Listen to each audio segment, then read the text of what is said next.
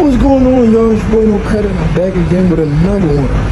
Y'all see where I'm at, man. For off you. See where I am at the top. Thanks for Jaron Crawford, man. Every weekend, well, every time he fights, he put a lot of money in my pocket. So I'm able to afford places like this because of T-Bud Crawford. We in Philly, man. So I want my fellow Philadelphia Jaron Ennis. I'm trying to support the guy. I want to be Team Ennis too. We from the city. We from the same city. I'm saying, but I'm just not with the bullshit. You guys understand what I'm saying? I'm not with the bullshit. You guys see, this is Philly. I'm in Philly right now. I'm not with the bullshit. I want Ennis to get to the top. I want to see Eddie Hearn, because I actually believe this move, Jaron Ennis signing with Eddie Hearn, is a great move. I believe this move was great for his career, and I want to see what Eddie Hearn does. Bring him back to Philly, because everybody in the city needs to know who Jaron Ennis is. Like, can you guys believe I didn't know who Jaron Ennis was till like 2-3 years ago? And he's from the city. He got over 30-some fights. I believe he got 31 fights. I didn't know who he was. I think he got 31 fights with 28 knockouts. I didn't know who he was till 2 years ago. And I'm a big boxing boy. I go to every single gym in the city, spar almost everybody. I even sparred a heavyweight, Mushin Kasan. What's his name? Mushin Kasan or something like that. A heavyweight, you guys know who he is. He's about to make some noise in the city of Philadelphia. I've been to every single gym. Even Luke's old gym. I haven't been to his new gym, but I've been to his old gym. You understand what I'm saying? So, and we know the same people. We know the same people. Grew up in the same gym. The only person I can really say I grew up with, but I don't got his number, we not cool like that, is Stephen Fulton. I grew up with him in the gym. We've been in the gym together since 2015. I grew up in the gym with Stephen Fulton since 2015. Almost 10 years. And now he on top. So I'm glad. I never thought he was going, like, I never thought he was going to get to where he's at right now in the sport of boxing. I always thought he was a good fighter, but I never knew he was going to be as good as he is. So to see that is a blessing. And I want to see that for the guy, for Boots, even though I didn't grow up in the gym with him. But I'm just not with the bullshit. And I know what goes on in the sport of boxing, especially with the PBC, how they like to spin narratives and get the fans to fight each other while they in the back laughing. You understand what I'm saying? I mean, a lot of these channels even come on the internet and admit, saying, we control the narrative. The LDBC, a lot of people don't know what goes on in the YouTube boxing community. There's a group of black guys, they call themselves the LDBC. They start division amongst blacks, like when we all should just support each other. They start division and say, we control the narrative. They claim they're for black fighters, but they was hating on the best black fighter in the sport of boxing, in Jaron Crawford. That's where the division started from, guys, because of the LDBC. They started this division. They started pushing Crawford hate. Oh, he's like, it's boxing, and you're talking about, oh, he's signed to Al Heyman. He's signed to a slave master. No, not Al Heyman. He signed to Bob Arum. He signed to a slave master. He should sign to Al Heyman. Like, what are y'all talking about? Isn't boxing about fighting the best? And it don't matter what platform you're on. If you want to fight, you should fight. Why are we boxing fans telling a fighter where to sign? That's none of our business. Wherever they sign, that's between them.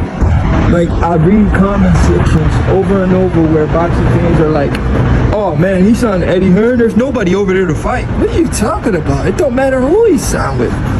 It don't have to be in-house fights. This is the sport of boxing. You can fight any fighter in a joint promotional deal. While boxing fans act like they don't know what's going on. They act like this stuff is split up. Oh, top-ranked fighters only fight top-ranked fighters. Matchroom fighters only fight Metro fighters. The zone fighters only fight the zone fighters. Like, stupid shit, bro. It's disgusting for the sport of boxing. But anyway, now Jaron Ennis leaves Al Heyman, the black promoter, black advisor, and he signs with the white guy, Eddie Hearn. I'm watching videos from the LDBC. They're not keeping that same energy. They want to give Jaron Ennis a little pass. Oh, he's for Eddie Hearn. Let's see if Eddie Hearn can get him the fights. Well, they're not giving him that energy yet. But the fans are. Some of the fans are in the comments saying Jaron Ennis is all cap and this and that. Some of them are in the comments dissing on Ennis because of his decision to sign with Eddie Hearn. But the leader of the LDBC, I watched this video and he still hasn't budged yet and hated on Jaron Ennis because I know he hated Eddie Hearn with a passion. These dudes try to make this stuff about race all the time. I know the sport of boxing is a very racial sport, but whoever they're signed with is not the guys we should be attacking. You guys are attacking the wrong people. You're wrong about who the fighter is signed with. The people we should be attacking are the fighters who are not telling their promoters to make the fight, not the promoters. We should focus our energy on the fighters because at the end of the day, both Eddie Hearn, Bobby Arum, and Floyd Mayweather and all of these other promoters out here, they've always said it's always been up to the fighters. So why are you directing your energy to the promoters? Don't worry about the promoters. Don't worry about who a guy is signed to. Worry about the guy himself. Because if that guy wants to fight, the fight's gonna happen. Don't worry about the promoters. Worry about the fighter. If the fighter wants to fight, the fight's gonna happen, guys. But boxing fans, they worry about the wrong thing. But I want to get off topic. The point of the video is to tell y'all that Jaron Boots Ennis and his team, they knew Terrence Crawford and Errol Spence was about to fight. They knew these guys was about to fight. Yet, they still put a petition in. They still put a petition in to get a free belt. Because both Crawford and Spence, everybody knew they were going to fight more than once. So if you're Team Ennis, you know, I don't want to put the blame on Ennis. I'll put the blame on his team. I ain't going to put the blame on his promoter. I'm going to put the blame on his team. So if you're Team Ennis, right, because they're the one who filed the petition. If you're Team Ennis and you know for a fact you're the mandatory for Errol Spence for 2 years and Errol Spence refused to fight you and you know he's moving up in weight after he fights Crawford, why not wait for the result of the fight? Did you believe Errol was going to beat Crawford?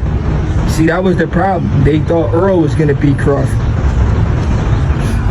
And Errol was going to vacate the belt and they were going to get their free belt. They should have knew. Or if they knew boxing, they knew Errol wasn't going to win that fight. So they knew Crawford wasn't going to be able to fight Ennis. Because he would have only had the belt for 2 months and the petition was for 120 days. Errol had 120, let me tell y'all, because y'all don't follow the sport. Errol had 120 days to fight Ennis. But he refused to fight Ennis because he signed to fight Crawford. So that time was ticking. So after the Terrence Crawford fight, the time was still ticking. Errol problem then becomes Terrence Crawford problem, but because Crawford is not knowing that Jaron Ennis put in a petition to fight Errol, he didn't know he would have to fight Jaron Ennis immediately after he wins the belt off Errol Spence. What the IBF should have done, because that petition was for Errol Spence, they should have looked at the fight and been fair and say, hey, listen, we'll only apply the petition if Errol Spence wins. But if Errol Spence loses, we have to start a new petition. They should have told Jaron Ennis and his team that we should have started a new petition because the belt has switched hands. How can we put responsibility on a guy to defend the belt in 2 months? He only has 2 months to fight when he just won the belt. 2 months to start negotiation. Also, even 2 months to start negotiation, I'm not even going to talk too much about that because that's not too bad. You got a couple months after you fight to start the negotiation. That's cool. But the problem is the IBF no boxing. They know it was a 2-fight deal. Forget about the 2 months to fight. You know, I was bringing up the 2 months, but forget about the 2 months. You expect him to go into negotiation. That's cool. He could have did that. The problem is the IBF knew he was in a 2-fight deal. And if he was going to break contract, which was breach of contract, look at the Marriott. If he was going to break contract, he could have got sued by Team Spence. And Jaron Ennis and his team knew that. And they trapped both Crawford and Spence. And that's how Ennis got a Mickey Mouse email belt. Boxing fans need to educate themselves on the sport of boxing. It's your boy No Credit, and I'm out.